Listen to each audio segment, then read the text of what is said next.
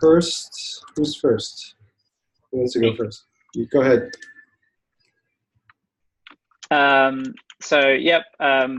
First of all, Charlie joined the backend team. She's a senior backend engineer based in New Zealand, so probably not going to join this call very often, given that it's like midnight or 2 a.m., something like that. She will be coming to contribute, so if you're going to New Orleans, you can meet her there, and also I've given her handles on Slack and on GitLab. Also, an issue I created the other day for social calls between people in the plan stage groups. So because we're in so many different time zones, I think the way to do this is probably have some kind of rotation where we have like 3 time slots that we shuffle through. So the expectation is that you can probably make one of those, maybe make 2 of those, but almost certainly can't make all 3 of those. Alexandra is just typing. But I don't know if there's anything. Was there anything you wanted to add, Alexandra, or just happy about the idea? Yeah. I really love it. I mean, I really want to kind of get to know everyone on the team. So yeah, I'm just really happy about that one. Cool. Victor, you're up next. Thanks, Sean, and thanks for putting this topic on the agenda. Thanks. So. Everybody can look at the issue. We are a very big team now. As you might have noticed, like just the amount of people on this call or who is invited to this call. So it's definitely a great problem to have, but we should keep moving fast. And the way we do that, if you've worked in startups and just software in general, is to have really small teams so that you can make quick decisions. You have to wait on each other and so on and so forth. It's easier to improve your process if you have a handful of folks instead of 10 plus. And so that's exactly what we're doing in plan and across all teams at GitLab as well. So if you look at that issue, the Create folks was inspired by this issue, and then they created their own issue. So you can look at that. There should be a cross link or ping back link 179, and you can see what the Create folks are doing if you're interested. So basically, we will have 2 PMs, 3 PMs probably likely by end of 2019, 2 PMs very soon. I'd say we're interviewing a lot of PMs right now, and then I'm going to talk with my boss Eric Brinkman later this week and figure out when the timeline is for that, because I've been interviewing lots and I don't know what the process is to narrow down the candidates and make offers and all that great stuff. So I anticipate we will have a new PM very soon. And then it looks like we have a lot of back-end engineers and front-end engineers already. And so the reason why I'm pushing for this in particular for product management is I don't want 2 product managers fighting each other for work to be done. I think that's a really bad anti-pattern. And instead that PM should be able to prioritize by themselves what they want to do, and they don't need to ask the other PM and then also ask a team what they want to work on and so on and so forth. So that's definitely what I want to avoid for any new product person coming in, so that they can get focused and move quickly. So that's why I've been pushing for this. So I think it's a little less. So I pinged UX and quality here. I think that's a little less problematic because there's less folks, and I expect those teams to be able to be adjust flexibly. But for PM and engineering in particular, it would be great to have some clarity. So this is ongoing. Feel free to participate. And I think Annabelle had some points. Annabelle, you want to just mention what you wrote? Yeah, I think you mentioned this last week, and Pedro probably already said it, but this was an idea for UX. We could do team planning, Pedro, enterprise planning, me, and certify Alexis. But like you said, there are only 3 of us, so I think you can just be pinged on the issue, and then if you don't do it, then any of us can do it.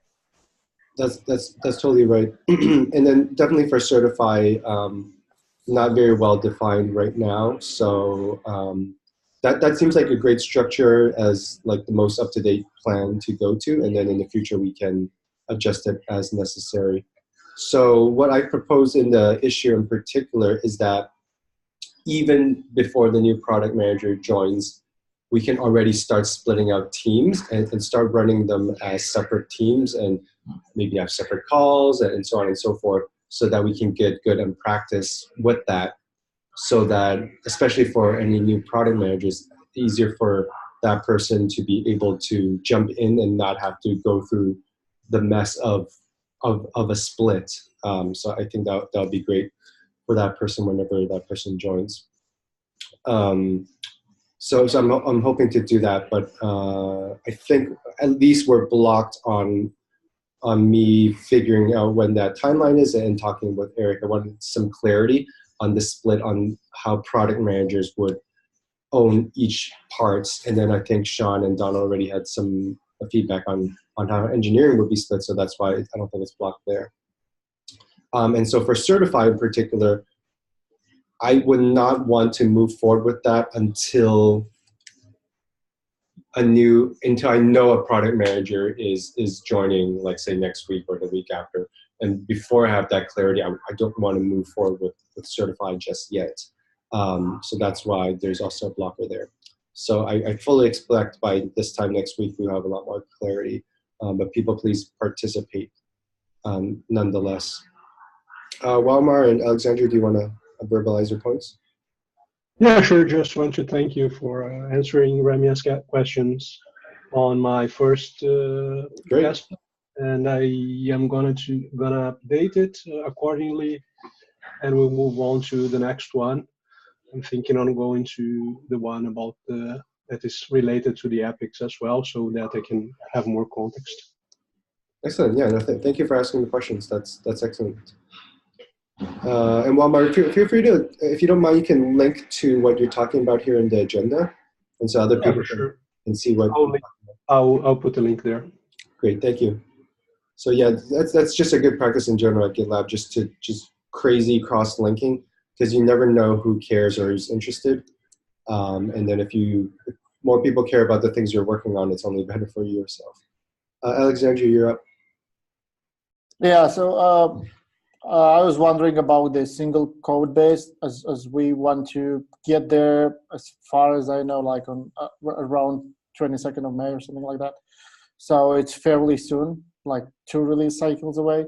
So I was wondering if we kind of did capture everything we need to kind of move to a single code base, or I know that there are tickets issues in every milestone to work on. I was just wondering if that captures everything we have, or there is still stuff to be investigated and moved on to. So yeah, so as far as I know, everything that we have to do is from a back-end perspective is in 11.10, and everything we have to do from a front-end perspective is in either 11.10 or 11.11. One thing that occurred to me about this that's slightly annoying, but there's not much we can do about it, and it's a good problem to have, is that if we do all the back-end and front-end issues for plan, but other groups aren't done, we still don't get the benefits of a single code base, because we don't get it until everybody's done it and the whole thing's done. But that's okay. We should just try and get our part done as fast as we can and go from there. But Yorick said that the delivery team will do a check again once we think we're getting close, just to make sure we haven't missed anything major. And there are still some areas that are sort of open questions that aren't related to any stage group that delivery and the working group are taking. And thanks, Victor, for adding a link to the epic about that as well. Yeah, is this related to merging CE and EE in the same code base?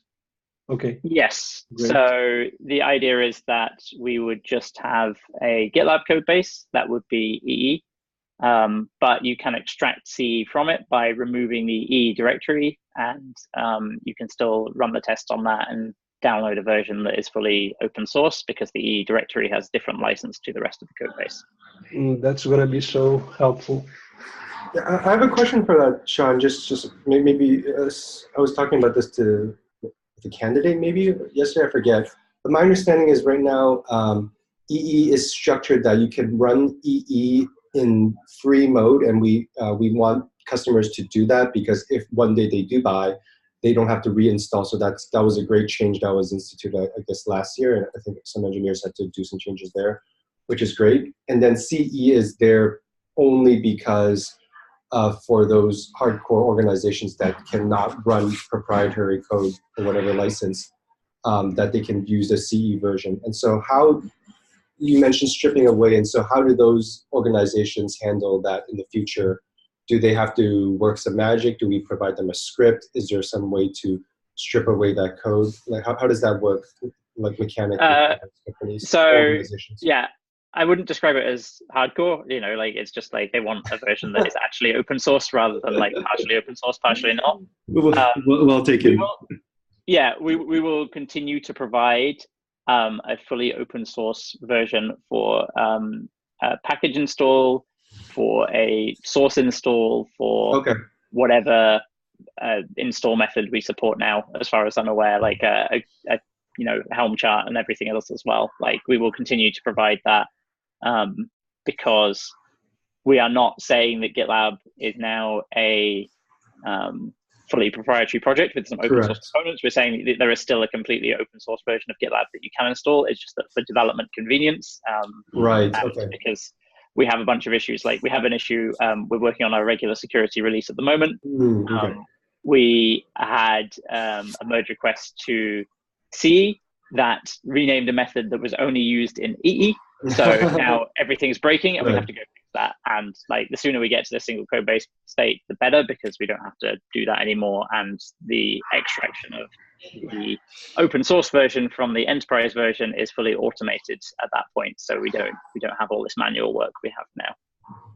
Hey, that makes sense. Real quick, I haven't seen any talking about around what the community is going to be submitting code against, because some people are hardcore about only committing to open source projects.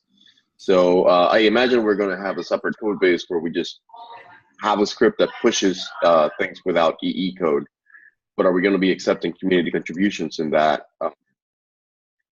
repo? I don't think we will be accepting community contributions that way, but we might provide a way for people to submit a contribution that doesn't involve like creating a merge request against that. There's a working doc, I think, that's linked from the working group doc that's linked from the Epic, and so I would check there, because there's a few things that we need to work out once we get to that point, like which project do we keep and which project do we move all of the issues from. Right. Oh, there's also that problem. Okay, yeah, I mean, yeah, because GitLab CE has a bunch of issues, and GitLab EE doesn't have any. So it would make sense to move the issues to CE and rename. Yeah, well, I would imagine maybe we just keep them around and then somehow prevent people from creating new ones in a certain place. There's multiple ways to do it. From like an issue management perspective, that seems like a smaller problem that can work around. But your point is well made. I don't know if you're getting this, Mario, but when code let me step back and ask my original question, Sean. So it sounds like the one code base will have proprietary code, but GitLab will provide the scripts so that if you want to run a version without proprietary code, you can run that script and it's really easy. Or maybe not even a script, you can just click a button and download a version without proprietary code, because we've already done that for you. Is that the idea? Sorry, I don't think I quite followed, but I was also on Slack at the same time. So. Yeah, no, that's fine. So right now what we do is, from a developer contributing perspective, there's two repos and you contribute to both. And now in this new future, you contribute to one repository, which has proprietary code. But if you want to run a version of GitLab without proprietary code, you can do so, because we've already created the binary packages. We've already created the source packages that have it already stripped out. And so so therefore, the development is easier, but running without proprietary code is just as easy, because we've done that work for you as well. Yeah, that's pretty much it. Yeah. Okay. I'm just going to link to the doc. Yeah, no. Thank you for that. And I don't know if Mario, you're getting to that, but I could anticipate. It's not really my problem to solve, and it's just something to bring up really quickly. But I can anticipate that maybe a developer would be scared to contribute to a code base that has proprietary code, and we would have to tell them, don't worry about it. You know, this, like, if you follow these steps, you can see that your code will be used by everybody because it would go to this license, and so on and so forth. Yeah, we'll probably have to, write down some guarantees about community contributions. Right. So people look scared about it. Yeah. That's great. And then I wanted to echo Sean's earlier point with this.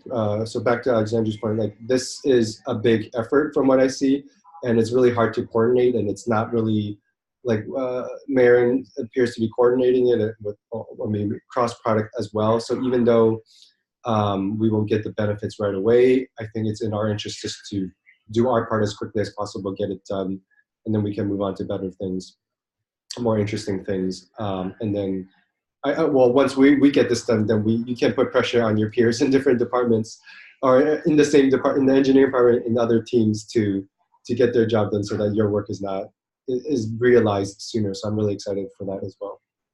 Yeah, and for the backend one, as you can also see in the Slack messages I linked, from the backend perspective, apart from the 2 issues that I created the other day, both of which are fairly small, all of the other issues are in spec code, which is normally pretty light. Yeah, like, like I've done a couple, like, it's basically just like copy this from this file to this file, like make sure it still runs, etc., etc. Like, most of the application code for the backend for Plan is already fine.